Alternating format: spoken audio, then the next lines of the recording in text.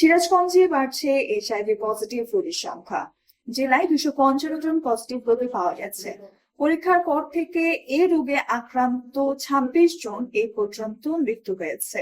এ নিয়ে শঙ্কিত জেলা চিকিৎসক সহ সুশীল সমাজ।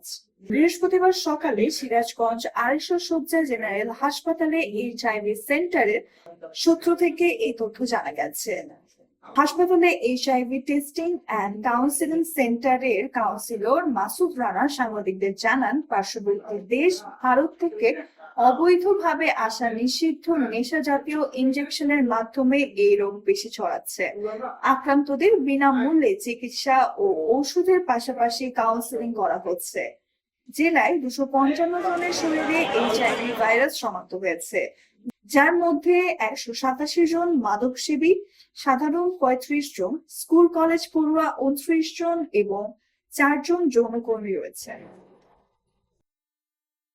Nusrat Jahan, এফবিএন news desk.